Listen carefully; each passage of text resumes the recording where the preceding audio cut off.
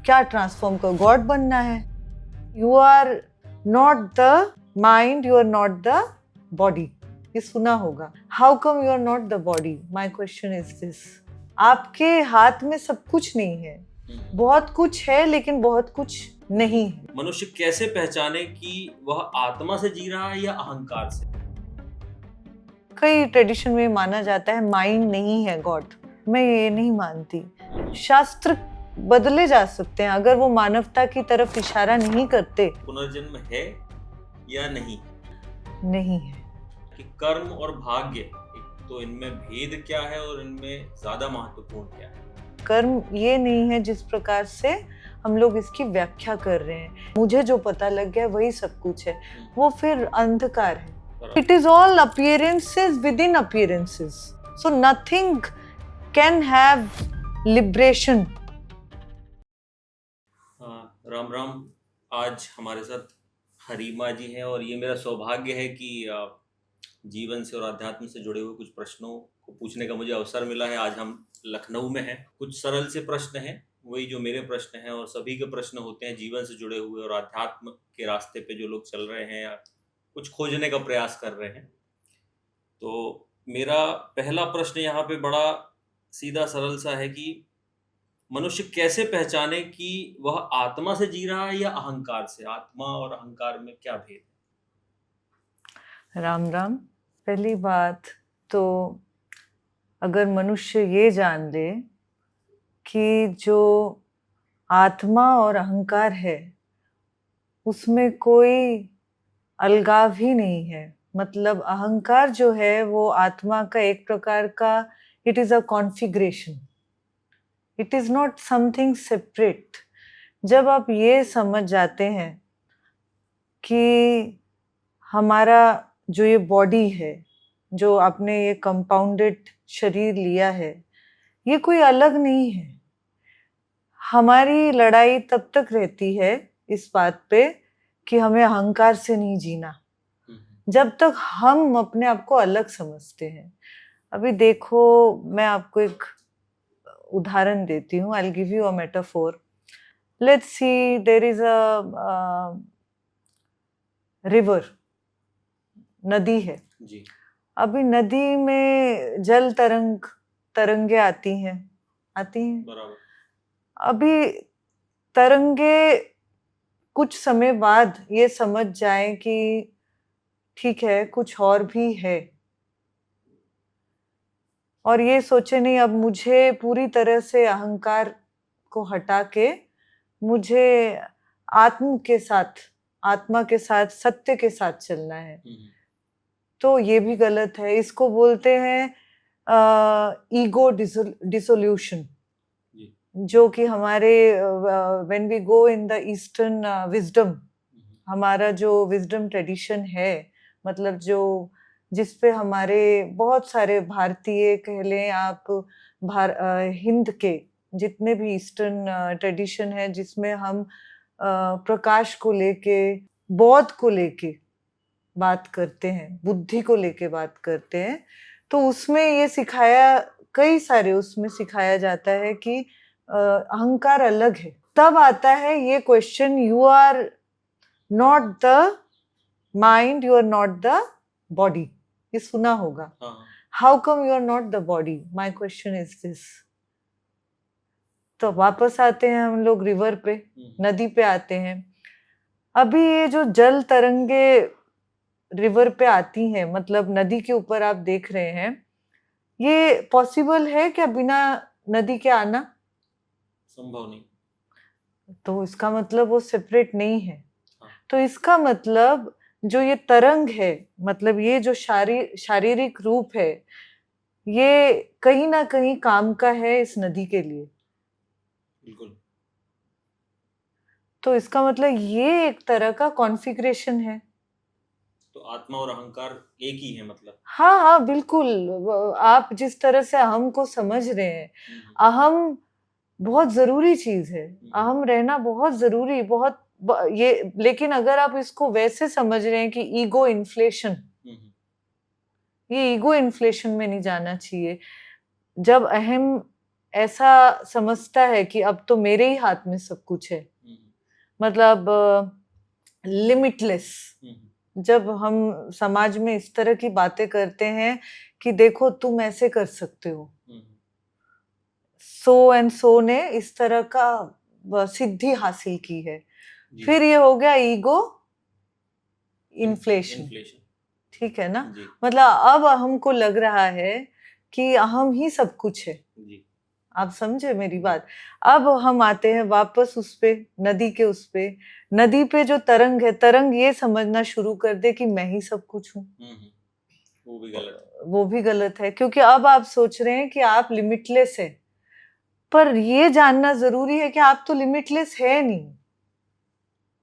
आपके हाथ में सब कुछ नहीं है, बहुत कुछ है लेकिन बहुत कुछ नहीं है। नहीं, जी, बहुत कुछ नहीं है आपके हाथ में। बिल्कुल। आप एक तरंग है, आपके पास कुछ चीजें हैं जो आप कर सकते हैं और कुछ चीजें आपके बिल्कुल बाउंड्री के बाहर है। तो इसका मतलब ये है कि हमें ना ईगो को डिसॉल्व करना है, ना ईगो को इन्फ्लेशन में लेके जाना है। हमें ईगो को साथ में लेके चलना है। मतलब ईगो को ये नहीं होना चाहिए कि I am the supreme. Body is not the supreme. The physical matter, body is the physical seen thing. Correct. Body is the physical matter. The seen physical thing is not the supreme. एक एक आयु में आने के बाद ऐसा लगता है बहुत कुछ हो चुका है जीवन में भौतिक रूप से, लेकिन फिर भी एक जीवन का मार्ग क्या हो, अगर हम आपके अनुभव से समझें कि जीवन का मार्ग कैसा होना चाहिए, या एक हम किस गंतव्य की तरफ जा रहे हैं, ये जीवन को हम कैसे बढ़ा रहे हैं आगे। कई बार ये लगता है कि मीनिंगलेस हो रही है चीजें, कर बहुत कुछ रहे हैं बट फिर भी एक भाव आता है कि मीनिंगलेस हो रहा है। तो उस समय हमें अपनी मनस्थिति को कैसे रखना है और जीवन को कैसे जीना है? ये जो सवाल है, ये तभी आता है जब आप भौतिकवाद है, मतलब यू आर मटेरियलिस्टिक। ठीक है, क्योंकि ज्यादातर लोग वही हैं। हाँ, तो नहीं, इसीलिए क्योंकि हम लोग जिस ट्रेडिशन से, हम जिस देश में हैं, हम लोग एक प्रतीक है जहाँ पे हम बुद्धि की बात करते हैं पूरे दुनिया भर में, लेकिन फिर भी हमारा जो सार निकलता है वो वापस मटेरियल पे ही आ जाता है। बिल्कुल। भौतिकता, जी, भौतिकता, भौतिकवाद की सब कुछ मीनिंगलेस निकल रहा है। तो ये पहले तो हमें ये जीवन को समझना जरूरी है। जब मैंने तरंग की बात कही, अब जब तरंग को समझ आ गया कि नीचे कुछ सोर्स है, तो मैं अकेले तो हूं नहीं, मतलब मैं किसी के थ्रू हूं, किसी चीज के थ्रू हूं।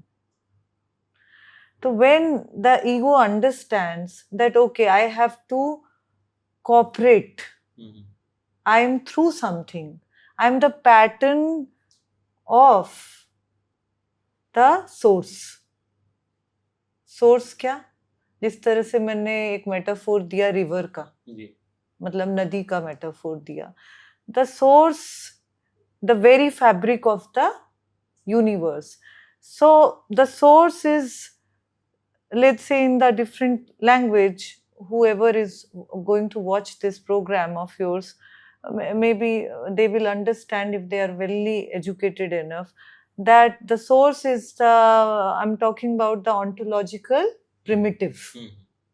So it is very important firstly to find out through the questions. Questions बहुत जरूरी हैं। आपने मार्ग बोला, ये एक मार्ग है, क्वेश्चंस ही मार्ग है। ये जो बाकी सारी चीजें मैटर क्यों करती हैं, क्वेश्चंस ही मार्ग है आपका, वो मार्गदर्शन करते हैं आपका। क्योंकि अगर क्वेश्चंस नहीं है तो भी आप सुप्रीमेसी में हैं।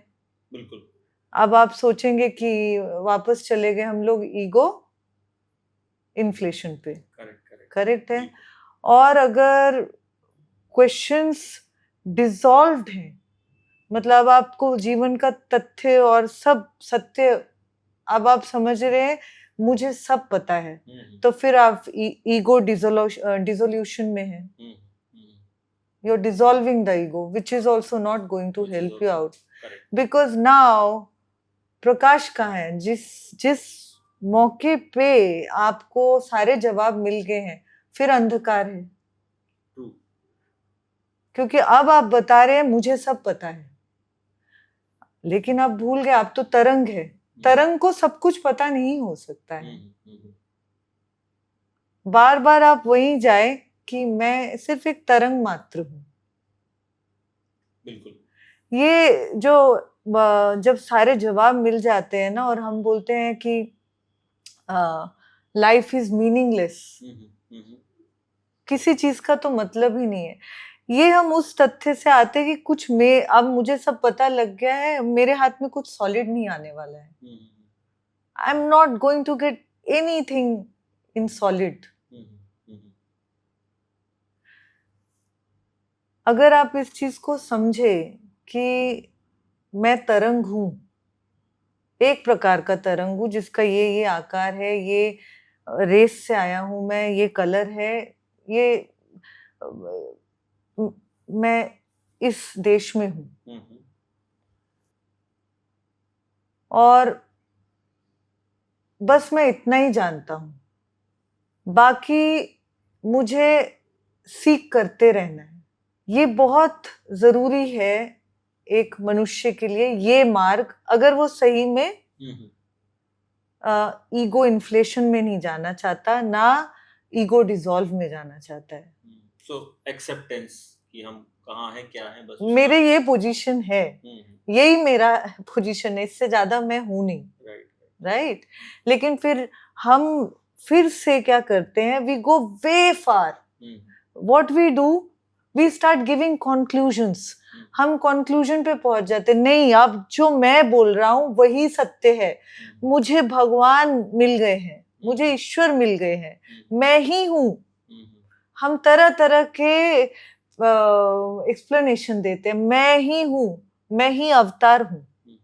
अगर मैं ही हूं तो फिर बाकी भी सब है, क्योंकि मैं तो अकेले ईश्वर हो नहीं सकते, क्योंकि वो तो फिर हम बहुत भौतिकवाद में पहुंच गए, मटेरियलिस्टिक व्यू है। आप समझे मेरी बात? मतलब ये तो हो ही नहीं सकता, ईश्वर एक ही है। हमें मटेरियल पहले नहीं आ सकता है, क्योंकि तरंग पहले नहीं आ सकता। आप समझे? कुछ तो चाहिए ना, there should be something prior. ये बहुत मटेरियलिस्टिक ओपिनियन है जब हम हमारे ईस्टर्न या विजडम ट्रेडिशन में कहते हैं कि नहीं तुम्हारे ही हाथ में है सब कुछ। नहीं, मेरे हाथ में सब कुछ नहीं है, मेरे हाथ में सब कुछ नहीं है। मेरे हाथ में काफी चीजें हैं जो फिजिकल पॉइंट ऑफ व्यू से है, लेकिन बाकी जो हम वर्ल्ड को देखते हैं, जिस तरह से समझते हैं, जिस तरह से वर्ल्ड हमें समझता है, तो वो तो आपके हाथ में नहीं है। राइट। सो इससे प्रूव होता है चीजें काफी स्लो हैं। हमारी उम्मीदें तभी टूटती हैं जब हम मान लेते हैं नहीं सब कुछ मेरे हाथ में, मैंने एक कुछ सिद्धि हासिल कर ली है, या मेरे पास कुछ मिरेकल है, वो दिखाने भी लग जाते हैं। हाँ, या फिर एक और चीज, किसी चीज का मतलब ही नहीं है। ऑफ कोर्स सभी चीजों का कुछ ना कुछ मतलब है, ये गलत है। हर एक चीज का कुछ ना कुछ मतलब है। हम अगर अपने आप को बंदर समझे तो वो ज्यादा उचित होगा। वी आर द मंकीज, या यूं कहे एप। करेक्ट। उतना ही रखे, मतलब ज्यादा रिगार्ड भी ना करे अपना कि नहीं मैं ये हूं, सो एंड सो हूं, सिर्फ स्पेशल ज्ञान मेरे पास है, ऐसा तो हो ही नहीं सकता है। Everything which is seen and heard in the physical world has some sort of uniqueness. But अगर आप इसको उस तरह से बोल रहे हैं धार्मिक दृष्टि से कि मुझे ही सिर्फ ज्ञान है, बाकियों का तथ्य मायने ही नहीं रखता है, फिर वो वापस हम कहाँ गए, ईगो इन्फ्लेशन। वापस हम लोग आ रहे हैं कि एक अंधकार है। ये तो प्रकाश की बात ही नहीं हुई ना। एक तरफ हम बोल रहे हैं कि हमारा जो कल्चर है, हमारा जो ट्रेडिशन है, वो बुद्धिजीवियों से भरा हुआ है। तो बुद्धिजीवी कहाँ बोलता है कट्टर? हाँ हाँ कहाँ? ये this is again extremist. Extremist Anything going to extreme things, whether it is a scientific theory, whether it is a philosophical theory, whether even in philosophy there are materialistic point of views. So my point is very metaphysical point, metaphysical, which is beneath the physical, जैसे तरंग के नीचे वाला हिस्सा। तो वो होना बहुत जरूरी है, क्योंकि अगर आप ये पूछेंगे ही नहीं मैं कौन, बाय व्हाट आई एम, तो इसका मतलब ये जो भी हम कर रहे हैं ये बहुत जरूरी है। तो मार्ग ये होना चाहिए कि you should not come to any conclusion. मुझे अभी भी नहीं पता, I do not know, I know but I do not know, not everything I know. एक बुद्धिजीवी वही है जो मानवता को पहले रखे, ना कि कट्टरता को, कि नहीं मेरा ही धर्म जो कह रहा है या मैं मुझे जो पता लग गया वही सब कुछ है। वो फिर अंधकार है। That is again blind. Correct correct. अगला प्रश्न बड़ा ही सामान्य है, सभी के मन में होता है कि कर्म और भाग्य, एक तो इनमें भेद क्या है और इनमें ज्यादा महत्वपूर्ण क्या है, या यूं कहें कि आपके हिसाब से ये ऐसी कोई चीज है भी या नहीं? दोनों को मैं समझाती हूँ जी। पहली बात तो दोनों ही फिर से आ जाते हैं भौतिकतावाद में, क्योंकि जब आप मटेरियलिस्टिक होते हैं तो पहला सवाल ही होता है कि मैं ये सब करूं तो मुझे मिलेगा क्या? बिल्कुल ठीक है। फिर अगर जीवन का, और दूसरा आता है कि मेरे हिस्से में क्या है, चलिए देख लेते हैं, मुझे सब कुछ ही चाहिए। तो दोनों ही भौतिकतावाद में आ गए। एक की कथनी ये है कि या तो कुछ मायने ही नहीं रखता। जब कुछ मायने ही नहीं रखता है, मेरे हाथ तो कुछ सॉलिड लग नहीं रहा है, क्योंकि मैं एक तरंग मात्र हूँ, ज्यादा कुछ मेरे हाथ में है नहीं। और एक ये है कि मैं तरंग हूँ, तरंग ही सब कुछ है, मतलब ब्रेन ही सब कुछ है, क्योंकि ब्रेन को तो हम देख सकते हैं ना, both the hemispheres we can see, right? Body को भी देख सकते हैं। पर दोनों ही फिर भौतिकतावाद का ही एक प्रश्न आता है, क्योंकि दोनों ही चिंतन में है कि या तो मेरा ही सब कुछ, या दूसरा कह रहा है फिर अगर सब कुछ मेरे हाथ लग नहीं रहा है तो फिर किसी का मायने ही नहीं। आप समझे बात? तो अगर हम भौतिकवाद से पूछे तो फिर तो बहुत आप दुखी हो जाएंगे, ठीक है ना, जो कि बहुत जरूरी है, फिर तो पूछना ही चाहिए। लेकिन अगर हम सोर्स के माध्यम से देखें और the very fabric of the universe, universal self, और समझ जाए हमारा पोजीशन क्या है, कितना हमारे हाथ में, तो फिर कर्म को समझना बहुत जरूरी है। कर्म ये नहीं है जिस प्रकार से हम लोग इसकी व्याख्या कर रहे हैं कि अब तुम बुरा, किसी ने हमारे साथ बुरा किया तो उसको भी सजा मिलेगी। बिल्कुल नहीं। अच्छा। अगर ऐसी बात होती तो फिर इतना सब क्यों हो रहा होता? इतना सब तो नहीं हो रहा होता ना। ऐसा कुछ नहीं है कि कोई किसी को in the very Hollywood way or Bollywood way, somebody will sit on the chair and is going to punish you. ऐसा नहीं है। अच्छा। कर्म है, is your karma is your in a way intention, means जिस रूप में ये तरंग है अभी आपने कई बार देखा होगा कि हम किसी का ट्रांसफॉर्मेशन नहीं कर सकते हैं, कितना भी आप समझाएं। बहुत सारे लोग ये बोलते हैं कि जगह बदले, चीजें बदले तो आपके अंदर अलग ट्रांसफॉर्मेशन होता है। हाँ होता है, ऐसा ठीक ऐसा है। बिलीफ है। वो ट्रांसफॉर्मेशन तो नहीं बोलेंगे, क्योंकि आप बदल तो नहीं रहे हैं, बदलने वाला कोई है नहीं, सिर्फ एक ही है जो सोर्स है, तो वो तो बदल नहीं रहे हैं। पैटर्न्स निकल रहे हैं समझने के बाद, एक्सपीरियंस से आपके अंदर पैटर्न्स हो रहे हैं, आप अलग अलग पैटर्न्स में आ रहे हैं थोड़ी थोड़ी समझ रख के। हाँ वो समझ में आया कि तरंग बदल सकती है, वो हाँ, बेस तो कुछ बदलने जैसा कुछ है नहीं उसमें। नहीं, तो तरंग बदल सकती है, लेकिन ट्रांसफॉर्मेशन जिस तरह से हम बता रहे हैं कि अब बस हमें ही मुक्ति है, तो कर्म बदल जाएगा। अगर मैं कल से ऐसे करूं तो अब मुझे मुक्ति मिल जाएगी।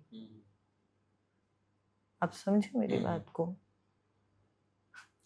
सो अगेन मतलब ये प्रश्न एक कनेक्ट होता है कि एक ऐसा कोर बिलीफ तो है हिंदुइज्म में भी है हाँ, कि विजडम, जन्म मृत्यु से ऊपर हाँ, है, मतलब कि हम मुक्त हो जाएंगे। तो उसमें क्या थॉट या क्या एक्सपीरियंस है तो नहीं, मुक्ति किसको, आपका? जब तरंग अपने आप में है ही नहीं। Seen, heard, this physical world, is it something in itself? Is it? No. It is not. It is a pattern of the universal self. You have to clear that thing first. It is a pattern of the very fabric of the source. So then मुक्ति किसकी? Will तो एक ही है ना, will एक ही है। तो फिर जो आप कर्म कर रहे हैं वो भी आप पूर्ण रूप से आपके हाथ में नहीं है। आप समझे बात को? It's not completely in your hand. कर्म, ये जो आप एक्शंस कर रहे हैं, मतलब जो फिजिकल वर्ल्ड के एक्शन है, आप उसको कर्मा मत बोलिए। अच्छा, कर्मा आप ही है, एक प्रकार का कर्मा है। जिस तरह से मैंने बताया तरंगे हैं नदी के ऊपर, वो अलग अलग आकार, अलग अलग चीजें जो भी आप देख रहे हैं वो अपने आप में कर्म है। बट स्टिल मतलब वो डेलिबरेटली जो लोग गलत कर रहे हैं या हाँ, गलत तरीके से कुछ काम बाहरी दुनिया में कर रहे हैं, हाँ, तो वो गलत कर्म की कैटेगरी में तो आता है कि नहीं, वो ये इसमें आता है एथिकल मॉरल, उसको हम कर्मा नहीं बोल सकते। अच्छा, वो तो हो गया कि आप कुछ वाकई गलत कर रहे हैं, कर्मा में मत। Karma is actually what you are, जो आपका फुल पैकेज है इस बाउंड्री के अंदर। ये जो कंपाउंडेड सेगमेंट है आपका, means whatever you are, जिस प्रकार के आप तरंग है।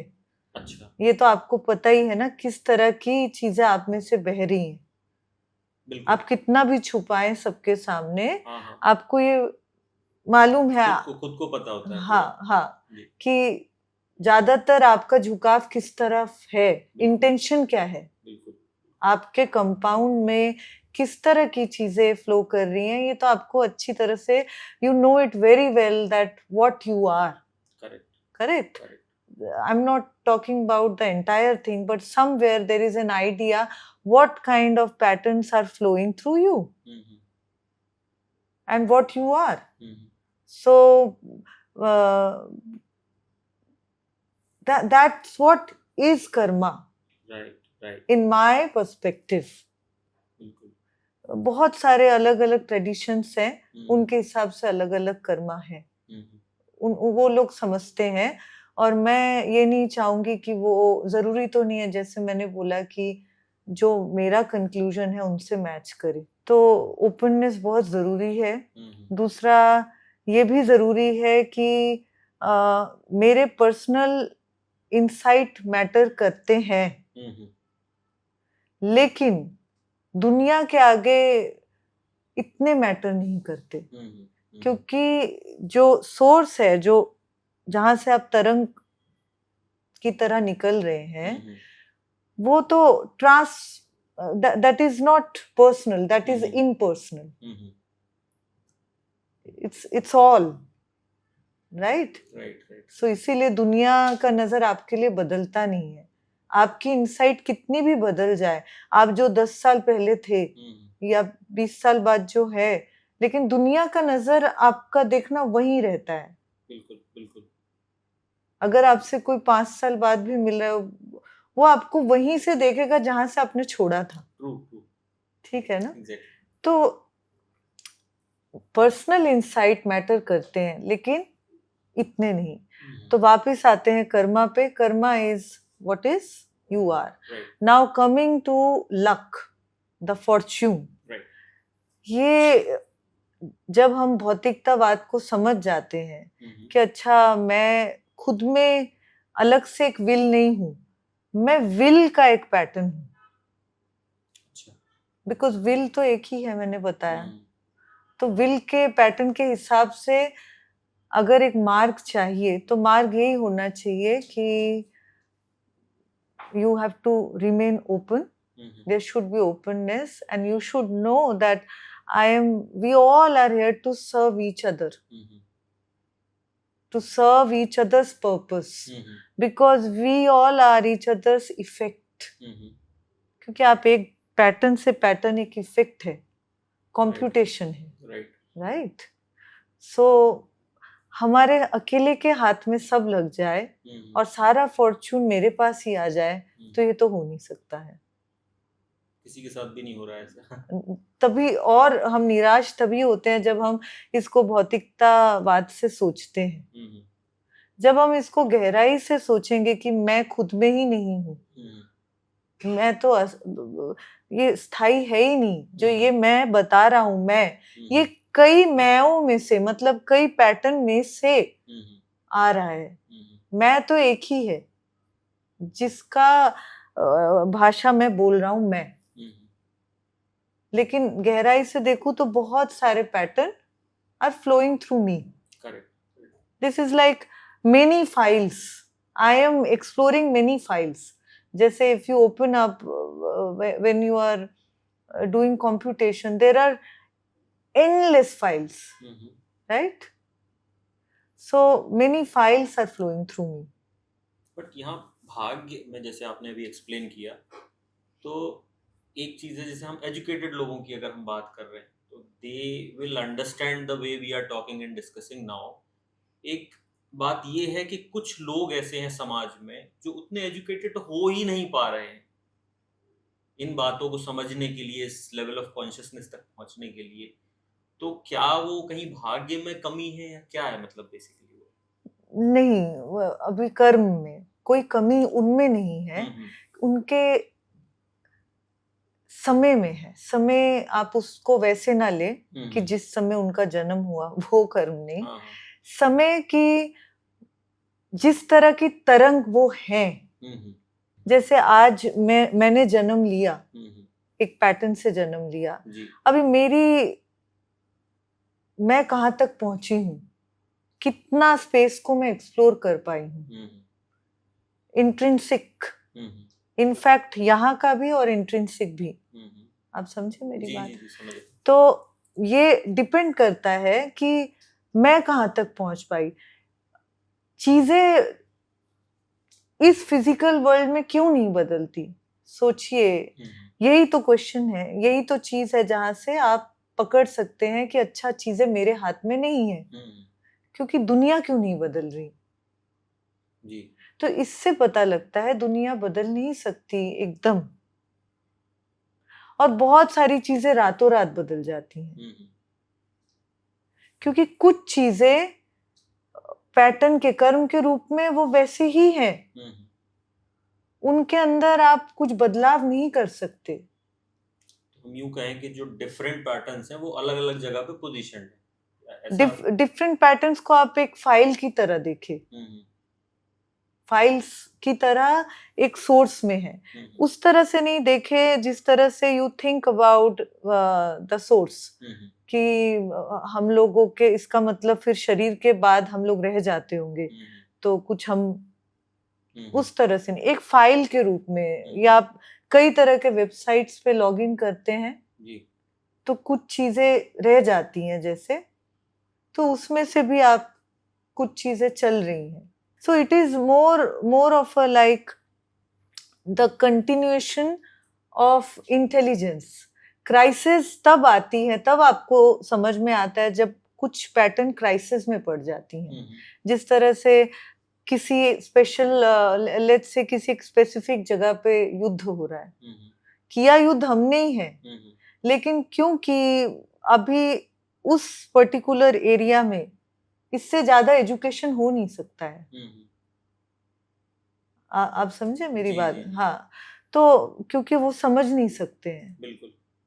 तो इसी वजह से कि पता लगता है कि हमें कर्म भी है, हम ही कर्म भी हैं. फिर यहाँ पर एक चीज जो मतलब मेरे एक्सपीरियंसेस से मैंने बहुत सुनी भी है, समझना नहीं बोलूँगा क्योंकि कोई एक्सपीरियंस वैसा मेरा डायरेक्ट एक्सपीरियंस नहीं है, सुनी हुई बातें ज़्यादा हैं. तो इतने जन्मों की यात्रा, इसका क्या अर्थ है? बहुत सारे लोग ऐसे बोलते हैं कि वो महापुरुष थे, उनकी इतने जन्मों की यात्रा थी, इसलिए वो इस जन्म में जन्म से ही संत थे या साधु थे. ऐसे बहुत सारे उदाहरण हैं हमारे पास समाज में. फिर से वापस जाते हैं हम लोग तरंग और रिवर के मेटाफोर पे. जी. तो जब तरंग अपने आप में है ही नहीं और सोर्स ही एक है, तो जन्म किसका फिर? बात तो सही है. डाइजेस्ट करने में थोड़ा समय लगेगा, समझने की कोशिश कर रहा हूँ तो इसको. जन्म किसका? तो फिर आप बोलेंगे तो ये जो हम लोग बैठे हैं, ये सब लोग बैठे हैं, तो हम लोग हैं कि नहीं है? हाँ, मतलब इन अ वे है. इन अ वे है. कैसे हैं? As a experience. बट अभी तो exist कर रहे हैं. एक्सपीरियंस एग्जिस्ट नहीं कर सकता जब तक एक्सपीरियंसर नहीं हो.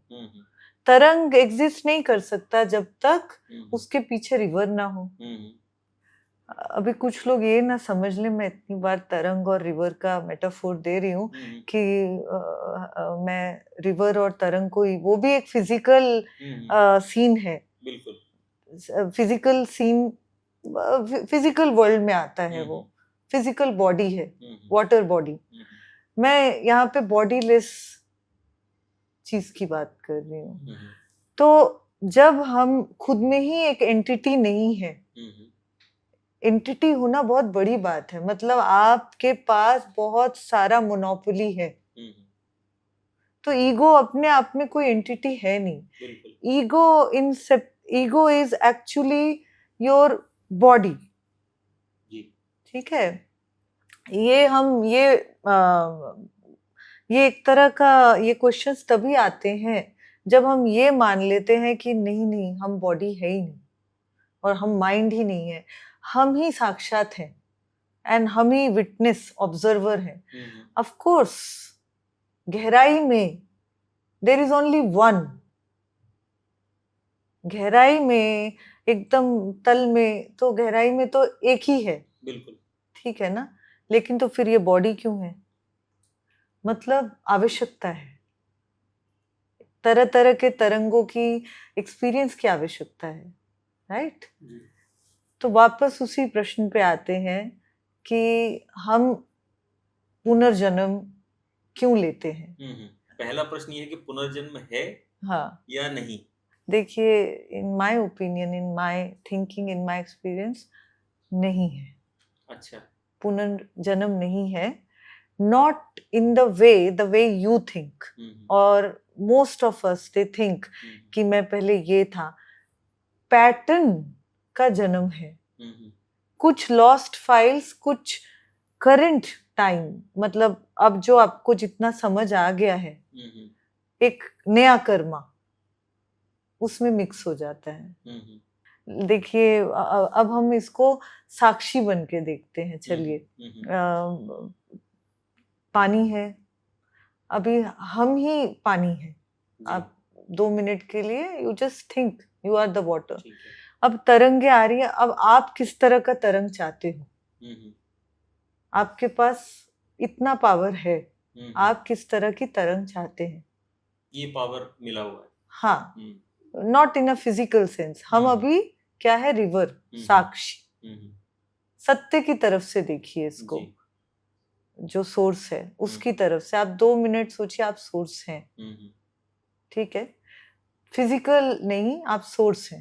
हम्म, तो अभी आप फिजिकल तरंग सोचिए, it is the ripples are coming now, आपके पास कुछ ऑलरेडी फाइल्स एग्जिस्ट करती हैं पैटर्न्स, अब आप एक नया, आपने नई तरंग बनाई, जितना आपको it is you want to explore, and जितना नहीं एक्सप्लोर करना चाहते it's of no use, and you are coming out as a new body, a new mental state. तो पुनर्जन्म या री इनकारनेशन ये एक मेंटल स्टेट है, कुछ पैटर्न्स का मिक्स। ये उस तरह से नहीं है जिस तरह से हम बता रहे हैं कि मैं पहले ये था, मैं ही था, ये तो हो ही नहीं सकता। कुछ चीजें आपके अंदर मिक्स हो गई पहले पैटर्न से, पर आप है तो फिजिकल रूप में अभी का कर्म, जी, कुछ आप एक भोगने आए हैं, एक्सपीरियंस करने आए, और कुछ को लेके कुछ आप में से पुनर्जन्म, मतलब आपका पास्ट आप में से फ्लो करने वाला है। सो इन अ वे इट एग्जिस्ट, मतलब होता तो है। In a way, not the way you think that, okay कि मेरे वाला ही है, नहीं नहीं, वो नहीं बात कर रहा हूँ मैं, आप में से फ्लो कर रहा है। आप जी, तो एक घट है ना, जी, आप एक वेसल है, एक वेसल है, वेसल के ऊपर तो आप नहीं है, बिल्कुल, आप एकदम एब्सोल्यूट नहीं है। जी, जो तरंगे हैं वो क्या खुद में एब्सोल्यूट है? नहीं है, नहीं है, नहीं है, एब्सोल्यूट तो एक ही है, बाकी सब एक पैटर्न के रूप में है। बिल्कुल, बिल्कुल। तो हम इसको ऐसे समझें कि हर जन्म में ये जो मैटर है, जो फैब्रिक आपके है, इतने जन्म नहीं है, आप जी, चिंता मत जी, करिए। नहीं मेरे नहीं, मेरे बिल्कुल नहीं होंगे।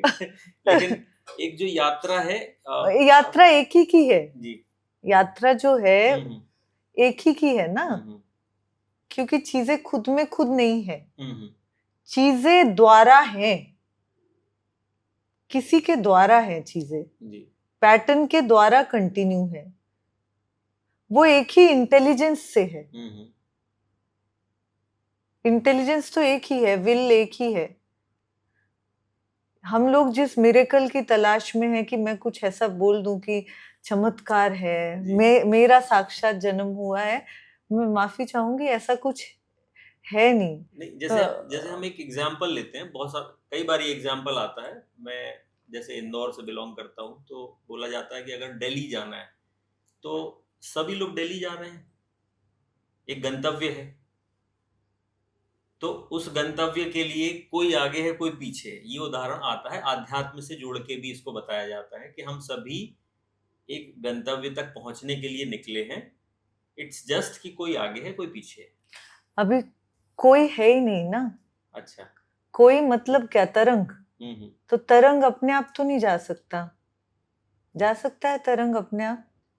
बट यहाँ पर जैसे आपने बोला कि रिवर, जी, रिवर के ऊपर जो तरंग है हाँ, हाँ, अपने आप तो नहीं जा सकता, हम्म, तो इसका मतलब तरंग एक स्टेट है रिवर का, हम्म, इट्स अ मेंटल स्टेट, बिल्कुल, राइट? हम्म, तो फिर जा कौन रहा है? एक ही जा रहा है ना, वही दिल्ली और वही बॉम्बे और वही गुजरात जा रहा है, हम्म, तो आप क्यों चिंता कर रहे हैं? आप जिस प्रकार से आपने शरीर लिया है, हम्म, तो आप उसको पूर्ण रूप से शामिल हो सारी चीजों में, जो भी चीजें आपके थ्रू कार्य करना चाहती हैं, आप उसको पूर्ण रूप से करें, क्योंकि आप डूअर तो है ही नहीं ना, मतलब साक्षात डूअर तो नहीं है। बिल्कुल, बिल्कुल, इन अ वे कर रहे हैं फिजिकल रूप में कि ठीक है आपने कप उठा के वहां से यहाँ रखा, वो डूअरशिप की बात नहीं कर रही मैं, जो सारी चीजें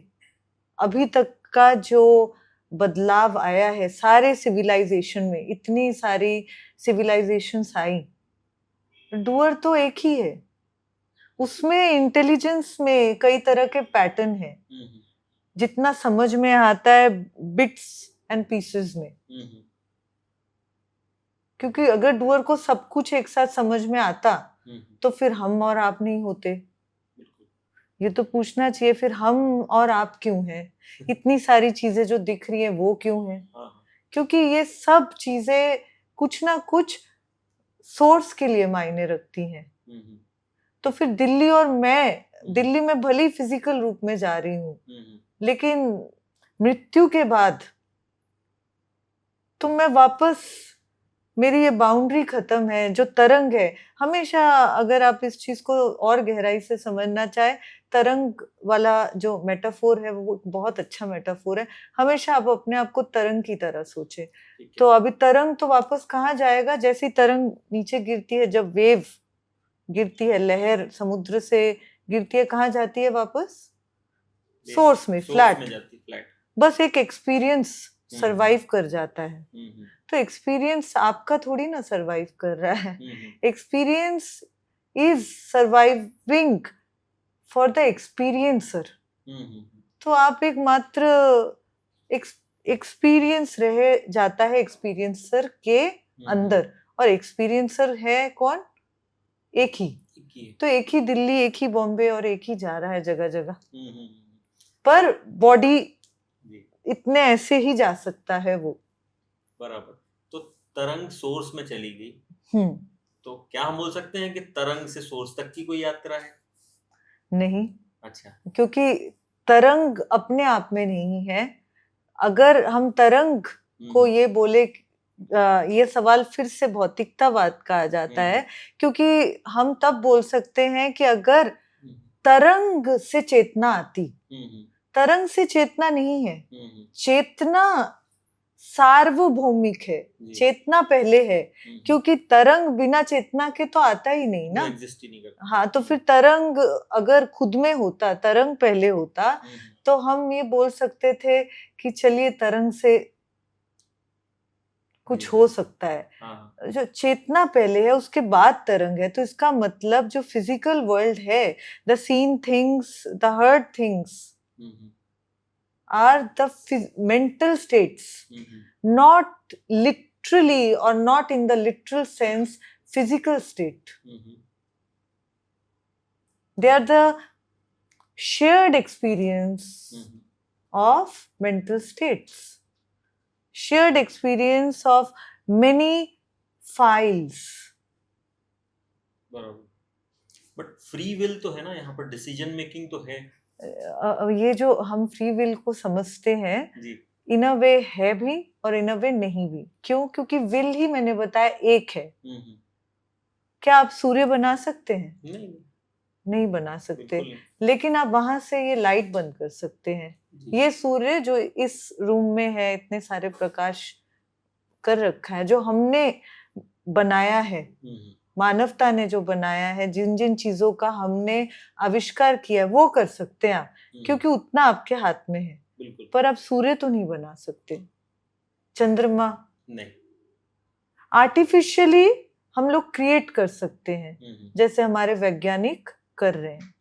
जब हम सूर्य नहीं बना सकते, तो इसका मतलब हमारा जो विल है, यहाँ से कप उठाने का या ये स्विच बंद करने का, ये चॉइस बन जाता है। तो ये विल नहीं है। अच्छा।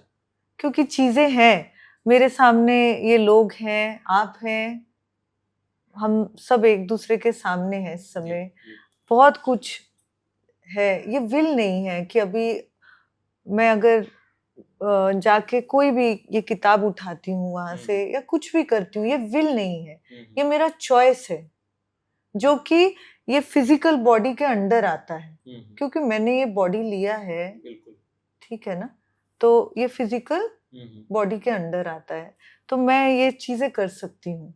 लेकिन क्या मैं ये दुनिया बना सकती हूँ? नहीं।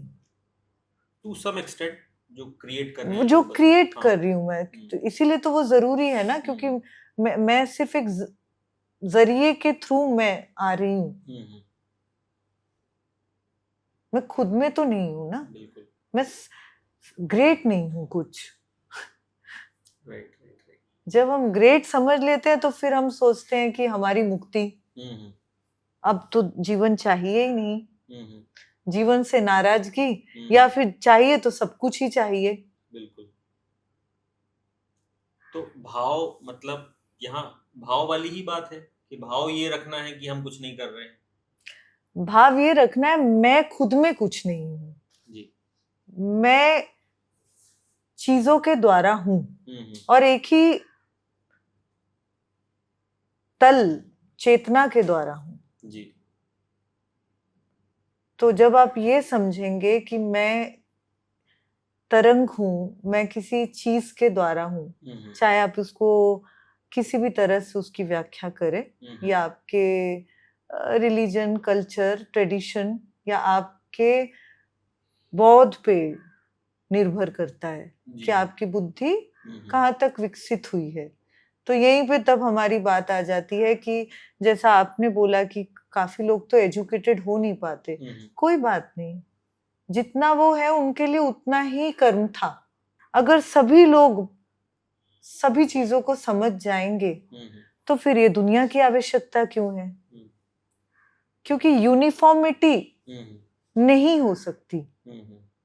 ये जो डाइवर्सिटी है, अलग अलग चीजें हैं, ये तभी तो विशेष है किसी चीज के लिए, क्योंकि इक्वल नहीं है। राइट। तो डाइवर्सिटी में सभी पूर्ण है। हाँ, जो बिल्कुल, जहाँ है वो पूर्ण है। We are united in diversity, diversity में हम पूर्ण हैं। और वैसे भी हमने बोला हम पूर्ण तो हो ही नहीं सकते, क्योंकि हम एक पैटर्न है, उससे ज्यादा है नहीं। तो इसीलिए हमारा एक लिमिटेड अलॉटेड टाइम है, क्योंकि हम खुद में ही कर्म है। तो हम उस चीज को वेस्ट ना करके जितनी चीजें हमारे में से हो सकती हैं या प्रकृति आपके द्वारा करना चाहती है, उसको आप पूर्ण रूप से करें, पूरी निष्ठा से करें। हाँ, अगर प्रकृति आपके अंदर से कुछ बहुत ही अमानवीय करना चाहती है, तो ये भी हमारी रिस्पॉन्सिबिलिटी है 100%। क्यों? क्योंकि फिजिकल वर्ल्ड में बहुत सारी चीजें, मैंने जैसे शुरू में कहा, हमारे पे डिपेंड करती हैं कि हम कैसे इस दुनिया को मेंटेन, या किस तरह से हम मानवता, हम किस तरह से बरकरार रखें, किस तरह से मानवता को कंटिन्यू किया जाए। क्योंकि अगर मैं मेटाफिजिकल तरीके से कहूँ, फिर तो सोर्स को बहुत सारे ही तरंगे हैं, कई चीजें हमारे साथ मैच ही नहीं करती, मतलब जीवन के लिए बहुत परेशान करती हैं वो चीजें। तो अगर हम ये सोचेंगे कि नहीं नहीं ठीक है, फिर मेरे को सोर्स के अकॉर्डिंग ही चलना है, आपको जरूर चलना है सोर्स के अकॉर्डिंग, लेकिन आपको ये भी जरूर देखना है कि आप जितने भी ये जो अननोन फाइल्स अवेलेबल है, डाटा, सबको ना खोलने बैठ जाए। लॉस्ट फाइल, लॉस्ट केसेस, क्योंकि सब कुछ आप में से, आपके जब आप शरीर लेते हैं, आप एक बाउंड्री, एक कंपाउंड है, आपके में से पौराणिक चीजें भी बह रही हैं आपके सोच के साथ, और आप जैसे कर्म खुद हैं, आप एक कर्म है ना, उसके साथ कई चीजें आ रही हैं। तो आप ऐसा भी ना करना शुरू हो जाए कि अभी जैसे कई लोग अभी पुरानिक तौर से बहुत कुछ ऐसा कर रहे हैं जो आज के लिए मानवता के लिए सही नहीं है। बिल्कुल ठीक है ना। तो पुराने पैटर्न्स को जो लॉस्ट है उसको रिपीट ना करें, मानवीय तौर पे सोचे कि ethically how we can cause less suffering for each other. धन्यवाद। ये एक प्रश्न मेरा बहुत रेलेवेंट है अभी के टाइम में, कंटेम्प्रेरी है, कि आपने जैसे बोला तरंग और सोर्स, तो तरंग जब शांत होती है, सोर्स और तरंग जब एक हो गए, वो शांति की स्टेट है, कह सकते हैं उसको हम, या नहीं कह सकते हैं आपके हिसाब से? तरंग जब शांत है तो वो सोर्स है। फिर से हम तरंग के माध्यम से सोचेंगे, अगर हाँ। शरीर के माध्यम से हाँ हाँ। कि वो शांत है, ये आपको कैसे मालूम है कि वो शांत है? जब आप अलग देख रहे हैं तो आप उसको बता रहे हैं शांत है। हाँ, फिर दोनों को फिर अलग ये देखते हैं। वही तरह का सोच आ गया कि मैं मन नहीं, जब मैं शांत हूं तो तब मैं चेतना हूं। मैंने ये तो कहा ही नहीं। तो फिर ये जो इतना सब कुछ दिख रहा है, तो ये तो सोर्स की ही देन है ना, चेतना की। चेतना को कई लोग ये समझ बैठे हैं कि जब वो बहुत सर्वश्रेष्ठ है, सर्वश्रेष्ठ हो तो फिर ये सब नहीं हो ना। पहले तो इस चीज को हटाना पड़ेगा कि चेतना कुछ बहुत ही सर्वश्रेष्ठ है। हाँ, ये जरूर है कि ये कई तरह के रूप धारण कर सकती है, ठीक है, लेकिन ये कि बहुत ग्रेट चीज है ऐसा तो मैंने कहा ही नहीं। ईश्वर को ग्रेट बोलते हैं तो चेतना तो नहीं, तो ईश्वर का ही अंश है वो हमारे सब अंदर। जगह तो ये डिपेंड करता है कि आप किस कल्चर या ट्रेडिशन से है ना। तो मैं तो यहाँ पे धर्म को वैसे नहीं लेती। अच्छा। धर्म और रिलीजन और कल्चर में बहुत फर्क है। रिलीजन जो है वो हमारे जिस भी देश में है हम, जिस वातावरण में है हम, या जहाँ पे हमने जन्म लिया है, जैसे कि अब हम बोलते हैं हिंदू। हिंदू तो कोई हिंदू धर्म जो है उसको समझना बहुत जरूरी है, ठीक है ना। हिंदू धर्म कई रेसेस, कई जातियों का मिक्सचर है, मिक्स है, ठीक है ना। और पौराणिक जो यहाँ पे भी जो आदिवासी थे उनका भी मिक्सचर है। तो हिंदू वो नहीं है जिस तरह से आप समझ रहे हैं, ठीक है ना। इतना ही रखते हैं, क्योंकि फिर बात बहुत सारा मैं दूसरे प्रश्न में समझाऊंगी, क्योंकि जो सवाल है उस पे हमें टिके रहना बहुत जरूरी। अब वो हो गया हमारा रिलीजन। धीरे धीरे धीरे धीरे जो हम सोचिए, मैं कहीं और से हूँ इंडिया से ही, लेकिन कहीं और से हूँ। हमारे उधर का जो रिलीजन आया, धीरे धीरे वो कल्चर में बदल गया।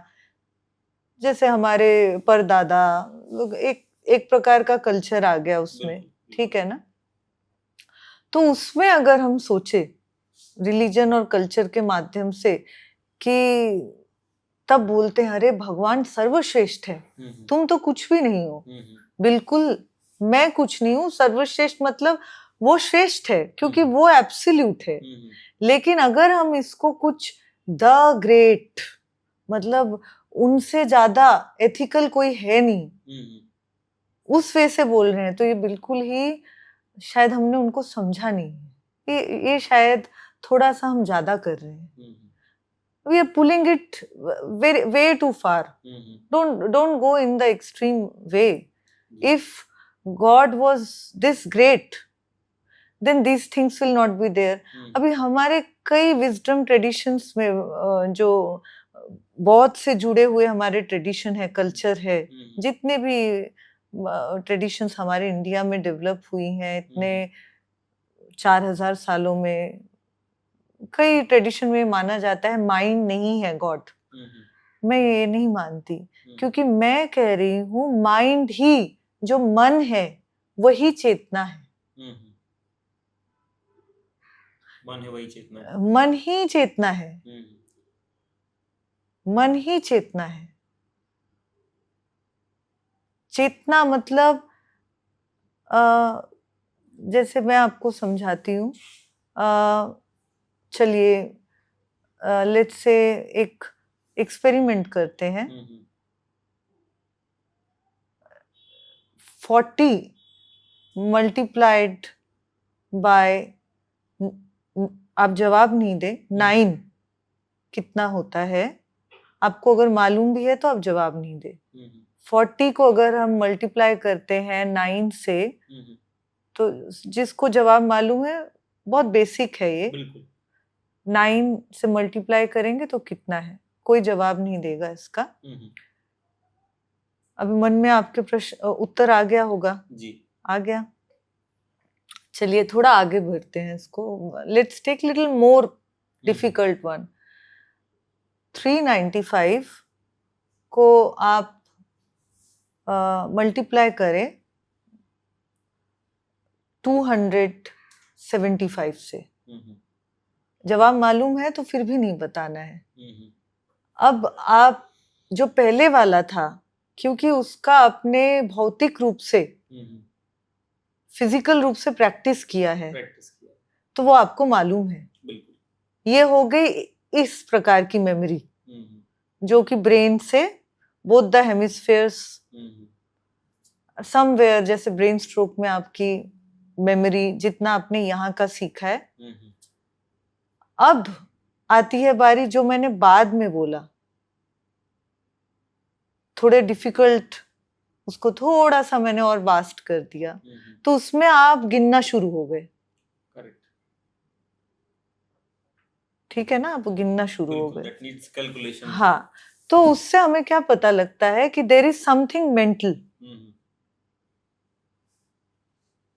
मतलब ये तो हो ही नहीं सकता ना, अभी तरंग अपने आप को गिनना शुरू हो जाए, तो ये तब तक नहीं हो सकता जब तक आप में चेतना नहीं है। किसी भी चीज को करने के लिए मुझे नीचे कुछ तो चाहिए। ये क्लोथ भी, आपने जो कपड़े भी पहने हैं हम लोगों ने, ये एक फैब्रिक है। तो मैं उस चेतना की बात कर रही हूँ।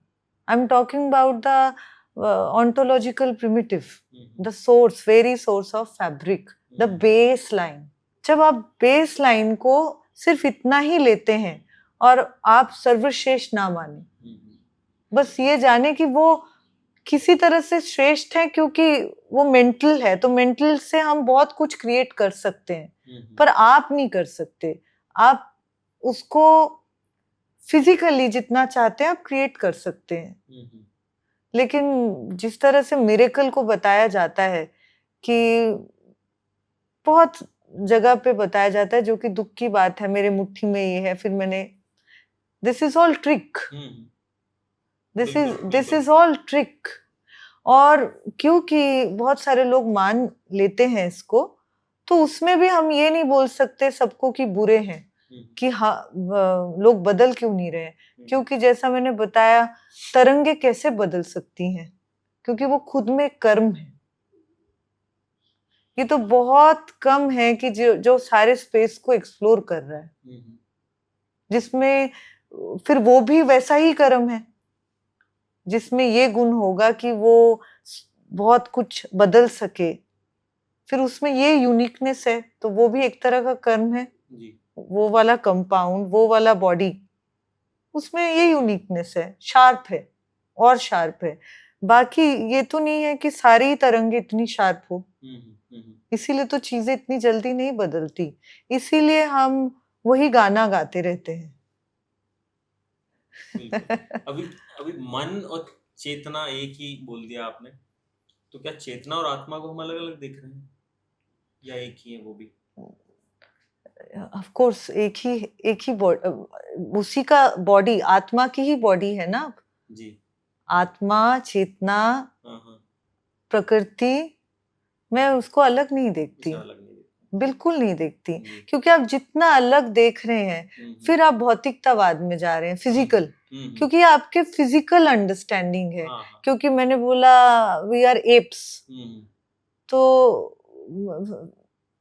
या मंकी बोल लीजिए, बंदर है हम लोग, इसीलिए बोल रही हूँ मैं कि ज्यादा आप अपने आप को कहीं ग्रेट ना समझ बैठे, तो बीच बीच में अपने आप को नीचे लाने के लिए ह्यूमिलिटी बहुत जरूरी है, ओपननेस बहुत जरूरी है, कि मैं जिस तरह से सोच रहा हूँ गॉड के बारे में या जीवन के बारे में, वो पूर्ण नहीं है, बिल्कुल, क्योंकि मैं भी तो एक तरंग हूँ, तो ये कंक्लूजन नहीं हो सकता है। राइट। चलिए, काफी हद तक मतलब क्लैरिटी मिली है इसको लेके। मतलब बट वही है ना, जो आपने मेमोरी की बात की, तो क्योंकि मेमोरी में कुछ थ्योरीज हैं तो वो ट्रिगर करती वो हैं। यहाँ की थ्योरीज हैं हाँ, यहाँ आपकी, की थ्योरीज। और कुछ जो बह रही हैं आपके अंदर से, पैटर्न भी तो बह रहे हैं ना, बराबर। आपको पता लगता है दिन में, फील होता है। अब मैं इमोशन जैसे ही चेंज होता है तो थॉट वैसा आता है। बिल्कुल बिल्कुल। पर दोनों सेम है क्या, थॉट और इमोशन? नहीं, thought is different, emotion is different. They both are different, बिल्कुल राइट? बिल्कुल। जो चेतना है वो एक्साइटेशन है, मतलब आप समझिए एक अनुभव करता, एक एक्सपीरियंसर, आप उसका अनुभव है। इतने सादे में लेंगे तो आपके लिए कई चीजें क्लियर हो जाएंगी। हम तभी जो बुद्धि है वो तभी बुद्धि की तरह नहीं रह पाती, और हम तब अंधकार में खो जाते हैं जब हम फिर से दावे करना शुरू कर देते हैं। हर चीज को हम बुरा भी नहीं देख सकते, ना हर चीज को हम सर्वश्रेष्ठ देख सकते हैं। आप थोड़ा, we should be open, we should be in a way, we should have humility, that I do not know everything. To some extent I have some sort of understanding. तो बुद्ध का जैसे मार्ग है, हाँ, मध्यम मार्ग, मतलब मैं वो तो नहीं कहूंगी, ये बोल सकते हैं आप चीजों की एक रेडिकल वे में, रैशनल वे में, दोनों को ही रख के रीजनिंग करना, इतना ही चले। बिल्कुल बिल्कुल। तो एक्सट्रीमिज्म में जो लोग जा भी रहे हैं, लोग उन्हें वैसे मान रहे हैं कि भाई उनमें कुछ सुप्रीम पावर है। हम ऐसा भी मान लेते हैं कि वो क्लेम नहीं कर रहे हैं उस चीज को, बट एक्सट्रीम, जैसे हमने पिछली बार, नॉट इन दिस रिकॉर्डिंग, जो हमारी चर्चा हुई थी कि हम केव्स में या पहाड़ों पे या हिमालयाज में जाके जो लोग रह रहे हैं, वैसे those are extreme situations, right? तो वो भी एक तरह का एक्सट्रीमिज्म है। अगर हम उसको दावा करें तो। हाँ, और यदि दावा ना करें, अगर वो दावा नहीं करे तो अगर हम उसको देखें तो that is more of a like a shared experience. क्योंकि इस फिजिकल बॉडी से भी आप कितना कुछ यहाँ पे तो देखने में कर सकते हो, लेकिन क्या आप शरीर के बगैर, क्या आप लॉ को चैलेंज कर रहे हो, फिजिकल लॉ को? करेक्ट। जितने भी लॉज हैं फिजिक्स के, क्या आप सही मायने में प्रूव कर सकते हैं कि वो लॉ को आप प्रूव कर सकते हैं? इस पर माय एक्सपीरियंस तो नहीं, लेविटेशन करके भी अगर कोई ऊपर केव में जाके रह रहा है, नहीं कर सकते हम लोग। किसी भी चीज का हम पूर्ण रूप से प्रमाण नहीं दे सकते। ये एक जो जब हम किसी चीज को मान लेते हैं, ये एक आप समझ सकते हैं, बहुत सारी चीजें फिजिकली, क्योंकि आपने कई तरह का सर्कस देखा होगा, कितना कुछ कर जाता है इंसान। बिल्कुल। मनुष्य बहुत कुछ कर सकता है, लेकिन क्या उससे ये प्रूव हो सकता है कि ये मिरेकल है? ये मिरेकल तो नहीं है, ट्रिक है और अभ्यास है। ये अभ्यास है एंड पैटर्न्स का शेयर्ड एक्सपीरियंस है, तभी आप कर पा रहे हैं। अब आपके खुद में उस चीज को लेके मैच्योरिटी आ गई है, जो फल है वो पक चुका है, आपको आ गया है कि कैसे इस चीज को आपको बैलेंस करना है। लेकिन अब जब ये डॉगमेटिक पाखंडता में तब बदल जाता है जब हम वापस इसको क्लेम करते हैं और बोलते हैं, देखो अभी मैं ऐसे उठ के उड़ सकती हूँ और मेरे अंदर साक्षात ईश्वर है, तो इसीलिए आप जल्दी जल्दी आप लाइन लगाएं, अर्जी बट रही है और मैं आपका कल्याण करूंगी। तो ये तो मेरे को शुरू से ही था, जब भी मैं इस चीज में, मैं शुरू से, जब भी मैं बचपन से एक्सप्लोर कर रही थी, मैंने एक चीज तो जरूर सोच के रखी थी कि I don't want to be extremist. मैं ये नहीं कहती जो बाबा हैं या कोई भी है मैं उनका निरादर करती हूँ, ठीक है, नहीं, पर मैं ये समझती हूँ अगर कोई संत है तो संतता पे रहे। संतता कभी भी एक्सट्रीमिज्म नहीं हो सकती। संतता मतलब ही है चीजों को वैसे देखना, बिल्कुल जो जैसे है। जी। और कोमलता, करुणा, अगर करुणा ही नहीं है मेरे में तो संतता कैसे है? और अगर मैं फिर से वही कर रही हूँ, माइंड गेम्स, मेरे ही माइंड गेम्स, क्योंकि हूँ तो मैं बॉडी मैंने ले ली है, लेकिन हूँ क्या मैं? चेतना, माइंड। तो माइंड का ये बॉडी, तो फिर मैं वापस से आ गई। मैंने अब इसको बोलते हैं स्पिरिचुअल ग्रेटनेस, कि मैं स्पिरिचुअल हूँ, बाकी कोई स्पिरिचुअल ही नहीं है। हाँ, बिल्कुल, ठीक है ना, और मेरे पास कुछ अलग शक्ति है। तो वो बिल्कुल बहुत सोच समझ के हम अगर आध्यात्म में हैं तो इस चीज का हमें बिल्कुल, ये जिम्मेदारी तो आध्यात्म के ऊपर है ही है। जो भी फिलॉसफी की प्रैक्टिस कर रहे हैं या संतता में है, उनके लिए ये बहुत जरूरी है कि वो अपने पद का मान करे। और ये विशेष प्रकार के कि मेरे पास कुछ जादू है, अगर आपके पास कुछ अलग एक्सपीरियंसेस भी हैं, उसको पब्लिकली ना लाए, क्योंकि मैं तो कभी, जो भी मेरे पर्सनल एक्सपीरियंसेस हैं, मैं नहीं चाहती वो लोगों के बीच में लाऊं। क्यों? क्योंकि वो मेरे पर्सनल इंसाइट है। तो लेकिन वो खुद में नहीं है ना, मैं खुद में कुछ नहीं हूँ। तो ऐसे बहुत सारे लोगों के हैं, तो अभी मैं उसको क्लेम करूं? मेरे I am coming through many shared experiences and many mental states. बिल्कुल, I am one of the state, I am one of the pattern. तो ये कैसे हो सकता है कि मैंने जो एक्सपीरियंस किया अकेले, अब मैं उसको क्लेम करूं? Claiming the throne, claiming my chair, कि शास्त्रों में लिखा है। शास्त्र बदले जा सकते हैं अगर वो मानवता की तरफ इशारा नहीं करते और वो अपने आप को ईश्वर से ऊपर बताते हैं, तो फिर शास्त्रों को हमें रिवाइज करना चाहिए, कुछ ना कुछ बदलना चाहिए। जैसे आज समझिए, अगर ये दीवार पे कोई एक लाइन कोई बच्चा ड्रॉ कर देता है या कोई भी एक बुजुर्ग भी ड्रॉ कर देते हैं और उस लाइन का कोई मतलब नहीं और उस लाइन से मानवता पे असर पड़ रहा है, आक्रोश में आ रहे हैं सब, तो उस लाइन को आप जाओ, किसी को तो सही करना पड़ेगा उस लाइन को। बिल्कुल, आप उस लाइन को मिटाएं और कुछ ऐसी चीजों का, ऐसी चीजें बताएं जो सबको एकजुट करता हो, क्योंकि संतता का मतलब ही यही है कि आप सबको, सब में उसी चीज को देखते हैं जो तल में है, अपने जैसा। क्योंकि आप अपने आप को सर्वश्रेष्ठ तो नहीं देख रहे, तो जब मैं अपने आप को सर्वश्रेष्ठ नहीं देख रही तो मैं सामने वाले को भी सर्वश्रेष्ठ नहीं देख रही। लेकिन करुणा होना बहुत जरूरी है। बिल्कुल, क्योंकि करुणा, दया, ये जो भाव है सब में एक जैसे हैं, मतलब दया थोड़ा कभी कभार दया को समझना जरूरी है। कई बारी दया का कई लोग बहुत गलत इस्तेमाल कर सकते। करुणा मतलब अभी जो जैसे हैं, सोचिए एक आदमी किसी की पिटाई कर रहा है, अभी मुझे उस पे दया आएगी कि करुणा है? अभी प्रश्न है ये बड़ा। यहाँ पे भी लोग समझते हैं कि स्पिरिचुअलिटी, आध्यात्म का मतलब है दया करना। नहीं, मैंने ये तो नहीं कहा।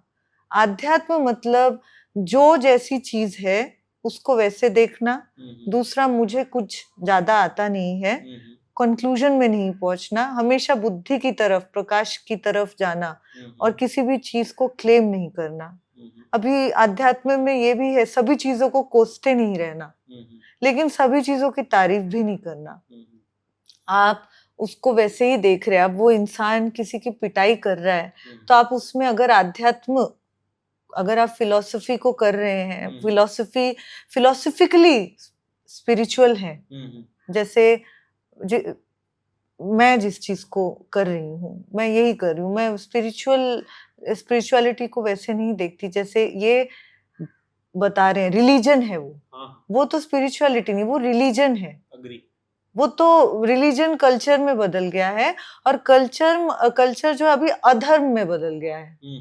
धर्म तो कहीं नहीं है।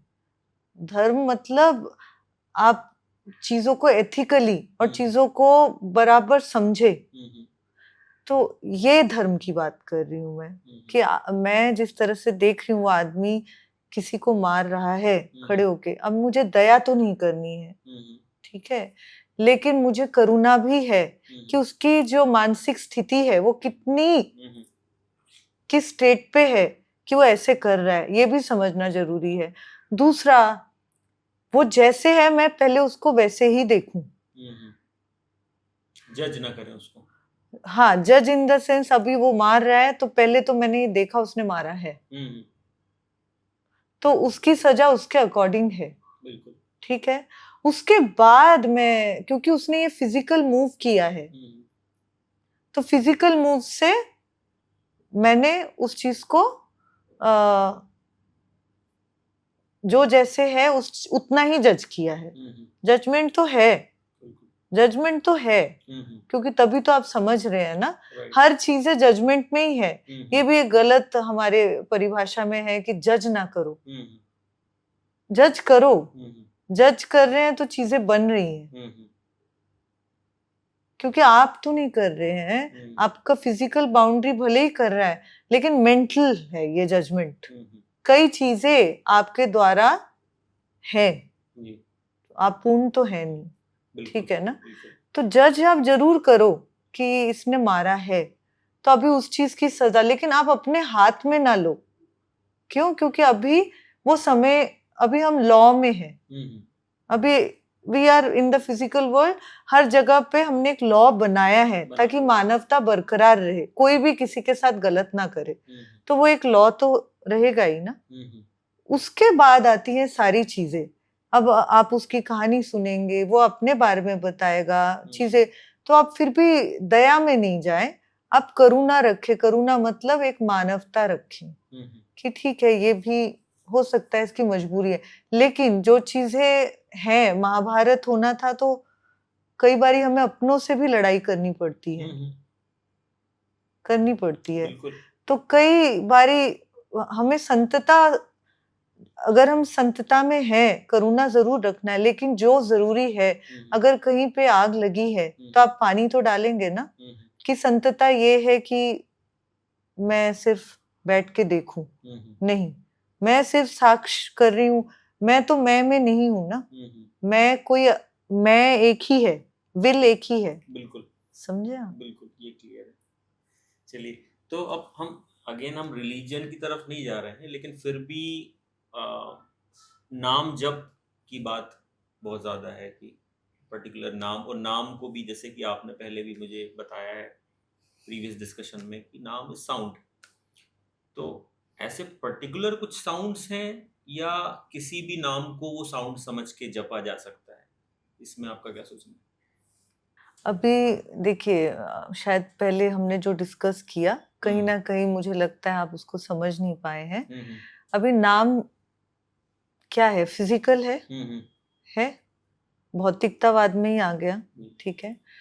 और जैसे कि कोई भी महापुरुष, जिसको हम लोग हमारे भाषा में, मनुष्य भाषा में बोला जाता है महापुरुष, कोई आता है, जो भी पृथ्वी पे जिनका जन्म हुआ है, महापुरुष, उनके नाम की बात कर रहे हैं अगर, जो मैं समझती हूँ, तो जब वो खुद में ही खुद कुछ नहीं है, मतलब वो एक अलग एंटिटी नहीं है, यहाँ पे कई एंटिटीज नहीं है, एक ही एंटिटी है, ईश्वर एक है, मतलब ईश्वर एक है, इसमें कोई दो राय नहीं है, ईश्वर एक है, मतलब ईश्वर मतलब जो बेस है, base line, ontological primitive and the source, consciousness, चेतना, गॉड, नेचर, नेचर उससे अलग नहीं है। नेचर ये बता रहे हैं माइंड, जो प्रकृति है उसकी, उसको बता रहे हैं। नहीं, मैं समझती हूँ जो वर्लपूल है या जो वेव है, वो एक ही उसका बॉडी है। इसीलिए ये समस्या आ जाती है कि नाम जप करने से ना बहुत लोगों ने इसको, बहुत सारे समुदायों ने इसको अलग अलग तरीके से समझा है। मैं किसी को भूल नहीं या गलत नहीं कहना चाहूंगी, क्योंकि जैसा मैंने बोला वो खुद में कर्म है। कर्म तो है ना, एक बाउंड्री है, बिल्कुल एक बाउंड्री है, बिल्कुल आप एक बाउंड्री है, मैं एक बाउंड्री हूँ, अलग से कोई काल नहीं है। आप एक कर्म है, वहीं से आप चाहे तो वहीं से आपने अपना पैटर्न छोड़ा या किसी ने भी छोड़ा जो है नहीं इस दुनिया में, अभी के अभी ऑफ हो गए हैं, वो उसी पैटर्न से नई बॉडी कुछ कंटिन्यूशन है दूसरे पैटर्न को मिला के, वो क्या वापस आएंगे? पॉसिबल ही नहीं है। ये लॉस को वॉयलेट करता है, जो फिजिक्स के लॉज हैं, इसको ये कुछ फिर हम एक्सप्लेन नहीं कर सकते। क्या आप इसको पूरी तरह से प्रूफ कर पाएंगे? नहीं। अभी कुछ लोग कहेंगे प्रूफ करने जाओगे तो फिर तुम तो भगवान को मानोगे ही नहीं। नहीं, मैंने जैसा बोला कि हमें बहुत रैशनल और रेडिकल वे से दोनों ही रखना है, रीजनिंग करनी है। जो प्लॉजिबल है, जो चीजें हम पॉज कर सकते हैं, उसको ही लेके चले आप। क्योंकि मेरे पर्सनल इंसाइट, मेरा पर्सनल कोई गॉड है नहीं ना। पर्सनली जब मैं ही खुद में नहीं हूँ, द्वारा हूँ, चीजों के द्वारा हूँ, चीजें मतलब पैटर्न के द्वारा हूँ, या फिर डायरेक्ट कहेंगे तो सोर्स के द्वारा हूँ।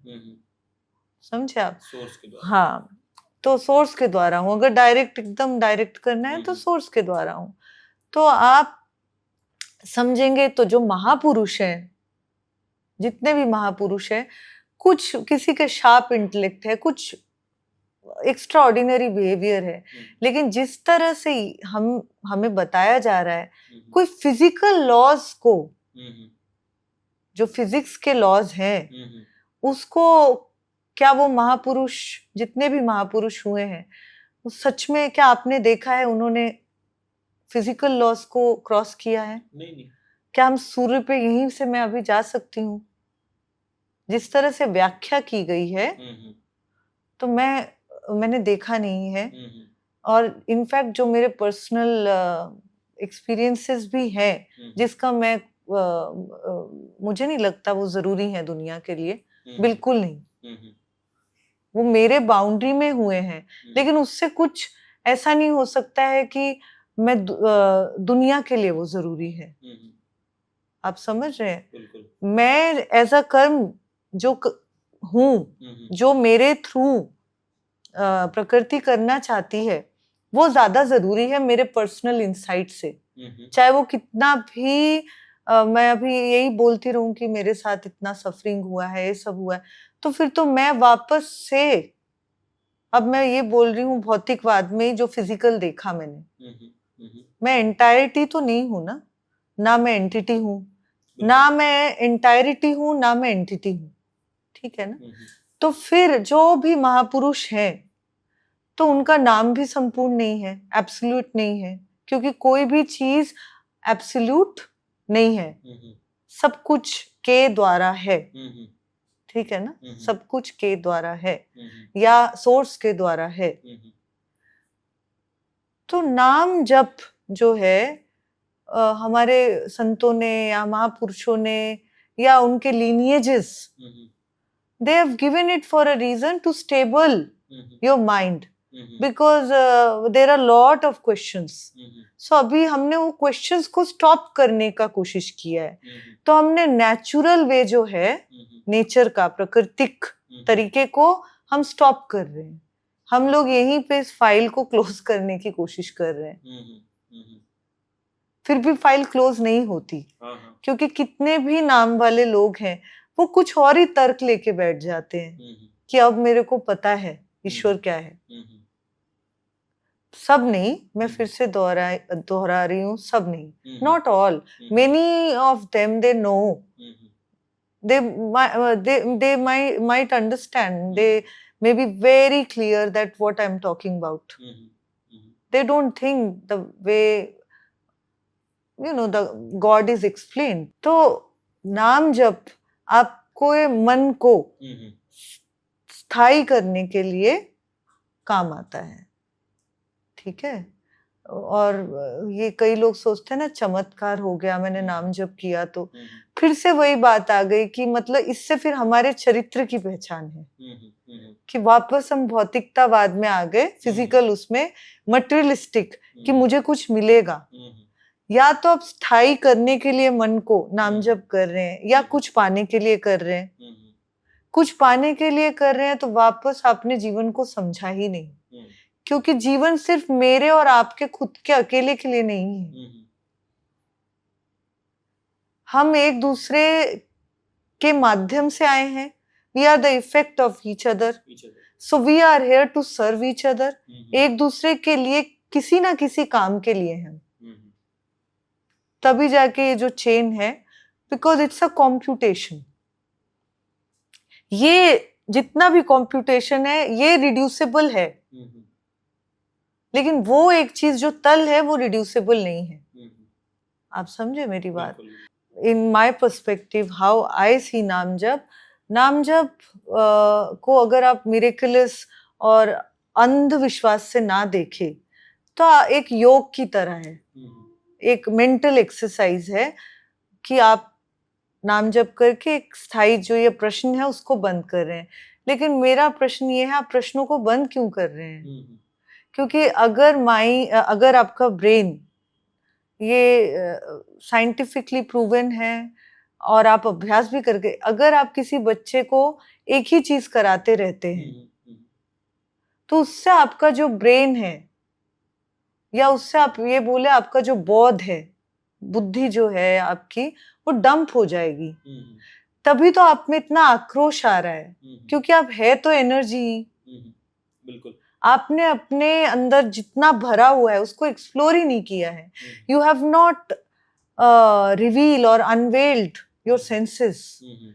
ये जो पांचों सेंसेस हैं ये किसी काम के लिए है ना, इसको एक्सप्लोर करने के लिए है। बौद्ध फिर उसका कुछ विकास नहीं है, क्योंकि आप खुद में कुछ नहीं है तो आप प्रकृति के लिए हैं, तो आपने तो उसके कोई काम के नहीं है आप, इसीलिए फिर आप उसके कोई काम के नहीं, क्योंकि आप अपने को अलग से कोई जीवन बता रहे हैं और आप बता रहे हैं अलग से आपकी मोक्ष की प्राप्ति भी होने वाली है, जो कि परम सत्य तो है नहीं। तो अगेन मतलब क्योंकि कोई एक्सट्रीम मतलब मोक्ष किसको, जब विल ही एक है। लाइफ हम लाइफ के रूप में दिखते हैं, जो विल है हम बॉडी जब लेते हैं वो लाइफ के रूप में दिख रहा है, तो विल भी लाइफ है, एक लाइफ है, राइट। तो मोक्ष किसका, प्राप्ति किसकी? बिल्कुल। तो ये चीज एक मतलब एक ओवरऑल डिस्कशन से बहुत क्लियर मुझे मैं आपको एक उदाहरण देती हूँ। जब हड़प्पा संस्कृति थी, आपने सुना होगा हड़प्पा संस्कृति, जितनी भी संस्कृतियां आई पहले, आप अगर कभी ध्यान से पढ़ेंगे या वैज्ञानिकों को सुनेंगे या और गहराई में जाएंगे और सच में आप इनकाउंटर करेंगे तो आपको एक चीज मिलेगी। पहले जब कोई भी संस्कृति डूबती है, हर बार जब विनाश आया, हर बार हर एक संस्कृति में विनाश आया, बिल्कुल इसमें भी आएगा या आने वाला है या जो भी है। तो हर बारी विनाश के बाद बहुत फास्ट डेवलपमेंट हुआ और फास्ट डेवलपमेंट हुआ। इसका मतलब कि आपकी मोक्ष है नहीं, आप एक पैटर्न के माफिक आपका यूज हो रहा है, आप यूज के लिए है। तो इसलिए ये समझना कि मैं खुद में कुछ नहीं हूँ, ना मैं कुछ ग्रेट हूँ, ना मैं कुछ बहुत बड़ी चीज हूँ, तो मैं इस्तेमाल के लिए ही हूँ। मेरे को मैं बनाया या मैंने धारण किया, जिस तरह से समझना चाहे आप, क्योंकि मैं खुद में देखा जाए तो माइंड के ही ये सारे अपीयरेंसेस हैं। अगर और डायरेक्ट लेना चाहते हैं आप, we are the in the deeper sense mind is appearing. If you see the brain, all the hemisphere, both the hemispheres, maybe the mind from physical point of view looks like a brain. बिल्कुल The brain looks like this body. Correct So it is all appearances within appearances. So nothing can have liberation alone. वैसा कोई वे है ही नहीं नहीं तो हो ही नहीं हो ही सकता नहीं है. सकता आप सोचिए ये हमने एक कुछ धारण किया है या चलिए आपने प्लेन, मैंने भी प्लेन डाला हुआ है. लेट्स से जैसे ये इतने सारे डिजाइन्स हैं इस पैटर्न के ऊपर, क्या इसमें से एक मोक्ष पा सकता है? वो चाहे भी अगर क्विट करना, बीच में से लाइन तोड़ के निकल सकता है क्या? Not possible. अब उसके हाथ में कुछ है ही नहीं. डिस्प्रिंटेड. हाँ, क्योंकि उसका कैसे इस्तेमाल होना है, उसकी लाइन भी उसको इस्तेमाल कर रही है और जैसे उसने बॉडी को धारण किया जिसके द्वारा जो सोर्स है वो भी उसको इस्तेमाल कर, या फिर वो अगर उसको और डायरेक्ट सुंदरता से समझना है तो जो भी हम कर रहे हैं खुद के साथ ही कर रहे हैं. So nature is doing with itself. So there is no separation. So एक क्वेश्चन यहाँ पे बहुत बड़ा निकल के आता है कि आपने बोला ट्रांसफॉर्म तो हम कुछ भी नहीं कर सकते हैं. खुद मतलब कोई ला नहीं सकता आप उसको, आपको उस पथ पे आपको दरवाजे तक खुद पहुंचना है. बिल्कुल उतना ही है. करेक्ट. मतलब आप ज्यादा से ज्यादा और ज्ञान की प्राप्ति कर लेंगे, चीजों को समझ जाएंगे, ठीक है ना. लेकिन क्या ट्रांसफॉर्म कर गॉड बनना है? नहीं. तो गॉड तो बन नहीं सकते. तो ये कोशिश क्यों नहीं, कोशिश क्यों है? हाँ, वो कोशिश नहीं है. जैसे आपने बोला कि karma is intention, intention is my karma. मैं जिस लिमिट में हूँ, हाँ, तो maybe I can try, चलो उसको मॉरली समझ ले, तो मैं इंटेंशन तो बदल सकता हूँ उतना. तो वो तो थॉट्स बदल रहे हैं ना. अब वो चॉइसेस बदल रहे हैं. विल एक ही है. और अगर लोकलाइज्ड लैंग्वेज में विल को समझना है, जैसे हम लोग बोलते हैं आई विल, अगर वो विल की बात कर रहे हैं आप, वो तो विल नहीं, वो तो चॉइस है ना. वो चॉइस विल तो एक ही है. करेक्ट. विल, बिल्कुल, जिसके विल से. बिल्कुल.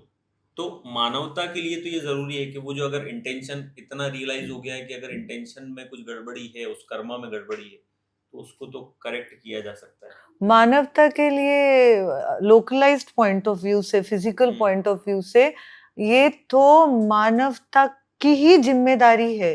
क्योंकि प्रकृति को, अगर प्रकृति इतनी क्लियर, इतनी क्लैरिटी होती प्रकृति में, जिनको मैं ईश्वर बता रही हूँ, जिस चीज को मैं ईश्वर बता रही हूँ, जिनको नहीं, क्योंकि वो पर्सन नहीं है. बिल्कुल.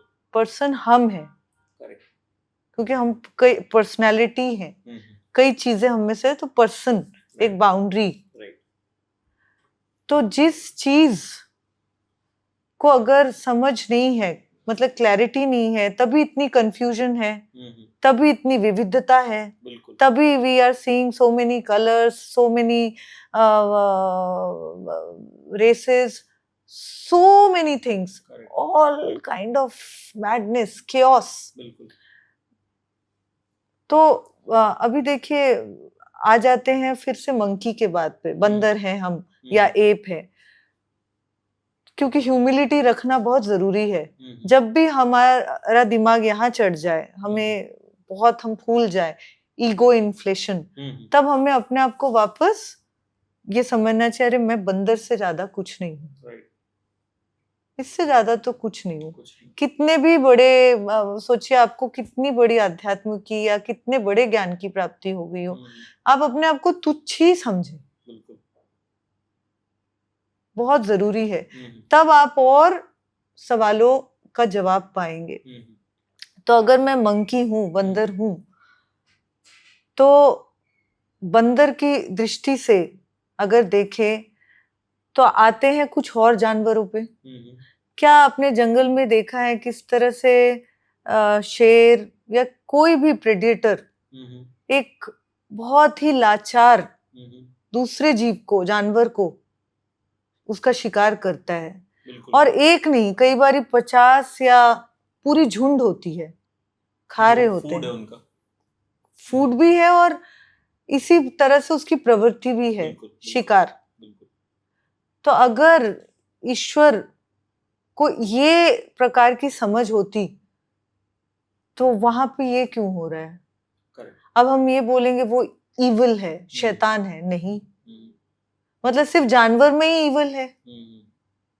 तो फिर जो हमारे मानव के दुनिया में जो हो रहा है, मतलब दुनिया एक ही है, मैंने गलत शब्द का इस्तेमाल किया, जो पूरे आप दुनिया को देखेंगे तो फिर जब मानव मानव के साथ व्यवहार करता है वैसा क्यों है? इसका मतलब कहीं ना कहीं हम भी पशु प्रवृत्ति के हैं। बिल्कुल। ध्यान से देखेंगे तो बहुत सारे लोगों को समझ ही नहीं है। आपको समझ आ गया है भले ही, लेकिन उधर उनको समझ नहीं आ रहा है। बराबर। क्यों? क्यों? क्योंकि हमारी एक लिमिट है। ईगो को ये समझना पड़ेगा कि मैं अनलिमिटेड नहीं हूं, मैं एक लिमिटेड बाउंड्री हूं, एक कंपाउंड हूं। तो इसीलिए ये मेरी जिम्मेदारी है कि जितने से कम देखो पूरा सिस्टम, जो entire system, the physical system I am talking about, we cannot have completely the suffering cannot be eliminated because suffering is an effect. आज मैं भले ही गलत ना करूं, आप भले ही गलत ना करें, कोई और आएगा जो कुछ ऐसा कर देगा जिससे पूरा जो आपने किया है वो खराब हो जाएगा। तब आप बोलेंगे अरे ये क्या कर दिया। इसीलिए तो वहां प्रश्न आता है कि मैंने तो नहीं किया कुछ हाँ, गलत, बट हाँ, स्टिल वो हुआ। तो अभी आप बोलेंगे मेरा कर्मा तो नहीं था, तो तभी कर्म आ जाता है कि ये कर्मा का परिभाषा ही गलत है। कर्म आप ही है, खुद में है। जो ये बॉडी है, जो एक लिमिट है, कर्म है। ठीक है ना? तो आप जब ये समझ लेते हैं कि अच्छा मेरे मतलब हर एक बाउंड्री की एक लिमिट है, एक everything is in limit, everything is reducible to one thing, but the system, अगर आप पूरा सिस्टम देखें तो वो इरिड्यूसिबल कंप्यूटेशन है, बिकॉज एक इफेक्ट से एक इफेक्ट। जैसे ये मैंने बताया कि एक डिजाइन है, ये बनता गया, जो भी फिटेस्ट मॉडल है उन्होंने बहुत सारे हजारों सालों पहले सरवाइव किया, और जो प्रजातियां खतरे में थी, जो फिटेस्ट नहीं रह पाई या उनका क्लाइमेट से क्राइसिस में आ गई, अभी भी वो प्रजातियां विलुप्त हो गई हैं या वो एटमॉस्फेयर के लिए जरूरी थी, फिर भी हमारे वैज्ञानिकों को पता है कि वो विलुप्त हो चुकी हैं। तो फिटेस्ट मॉडल ही, मतलब I am talking about human kind is one of the model, animals में, plants, all the nature, entire physical world I am talking about, जो फिटेस्ट मॉडल है उन्होंने सरवाइव किया है। ठीक है ना? तो ये पूरी जिम्मेदारी मानवता के कंधे पे है, क्योंकि प्रकृति तो उसकी प्रवृत्ति ही ऐसी है, उसको ये चीज की समझ नहीं है। वो जो भी कर रहा है, शिकार भी अगर कर रहे हैं तो प्रकृति क्या कर रही है? खुद का ही शिकार कर रही है ना। दोनों प्रकृति नहीं, क्योंकि उसके हिसाब से सोचो, 2 मिनट छोड़ दो, तुम शरीर हो, शरीर तो हो ही तुम, लेकिन 2 मिनट प्रकृति के भाव से सोचो, रिवर के हिसाब से। तो अगर वो एक तरंग को ऐसे भी फेंकती है या सब मिलके बाकी तरंगे एक तरंग का शिकार कर रही हैं, तो वो भी तो प्रकृति है ना। उसके लिए उसने कभी सेपरेट देखा ही नहीं। हम सेपरेट देख रहे हैं, उल्टा हम सोच रहे हैं कि मेरे साथ ही ऐसा क्यों हुआ। तो लेस सफरिंग बिल्कुल हमारे एक्शन से हो सकता है कि हम कम से कम लेस सफरिंग करें। इसीलिए अपना जो भी आप कंज्यूम कर रहे हैं प्रकृति से, जो खा रहे हैं, जिस तरह का आपका आचार है, आपका आचरण है, आपका चरित्र निर्माण हो रहा है, उस पे बहुत ध्यान देना जरूरी है। जी।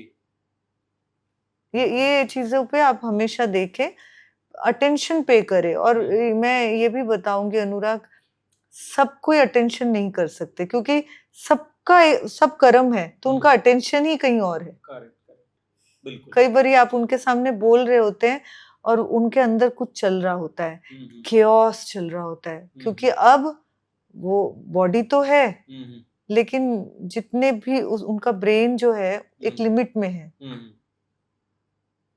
तो वो भटक गया, वो उसको समझ नहीं आता है कि ये क्या हो रहा है मेरे साथ। बिल्कुल बिल्कुल, नहीं ऐसा होता है, बिल्कुल होता है। हाँ, हम एक लास्ट क्वेश्चन लेते हैं कि अभी बहुत ज़्यादा डिस्ट्रैक्शन है टेक्नोलॉजी की वजह से। बेसिकली मैं इस तरीके से देख रहा हूँ उसको कि वर्ल्ड इज़ डिस्ट्रैक्टेड, स्पेशली छोटे बच्चे, इवन एज्ड पीपल जो हैं ओल्ड एज में, मैं दोनों को एक जैसा ही पाता हूँ अभी। इधर दे आर स्क्रॉलिंग, ये तो फ़ोन वाली चीज़ हो गई, social media, but again we are going towards AI, वहाँ एक डिपेंडेंसी आ रही है, and then agentic AI also. So यहाँ पर लोग how they should balance themselves, and यहाँ अध्यात्म को वो कैसे समझें और उससे सेल्फ प्रोटेक्ट करें। देखिए, पहले तो आप आध्यात्म को एक डीपर सेंस में ये समझे, आध्यात्म मतलब फिलॉसफी, मेरे नज़र में स्पिरिचुअलिटी नहीं। अभी स्पिरिचुअलिटी साइंटिफिक है कि रिलीजियस है, ओके, कि नेचुरल है, राइट, कई तरह की स्पिरिचुअलिटी है, राइट, राइट। क्योंकि है तो ये एक ही स्पिरिट ही, एक आत्मा, मैं उसी को बता रही हूँ, बिल्कुल, जो सोल। बिल्कुल।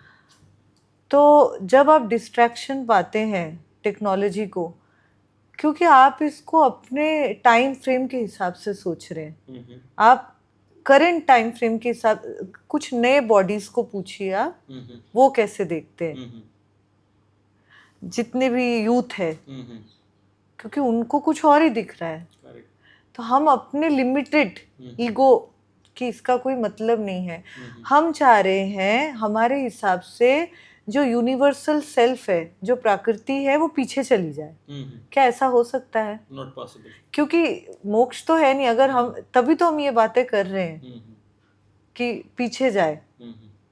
पुराने वैल्यूज रखना अलग बात है। ऑफ कोर्स हम जो there would be in coming time, in next 10 to 15 years, it would be a huge dystopian society, full of chaos, because हम लोग वर्ल्ड को जिस तरह से देख रहे हैं, हम सिर्फ अभी टेक्नोलॉजी से ही देख रहे हैं। ये तो उचित नहीं है। फिर उस चीज से मैं समझ सकती हूँ, लेकिन डिस्ट्रैक्शन के माध्यम से समझेंगे तो वो फिर वापस वही है कि मैं एज अ ईगो, मैं as a body, as a boundary परेशान हूँ कि ये क्यों हो रहा है, क्योंकि मेरे को समझ आ नहीं रहा है। क्योंकि मैं एक लिमिटेड टाइम हूँ, तो अभी मुझे समझ नहीं आ रहा है। करेक्ट है ना?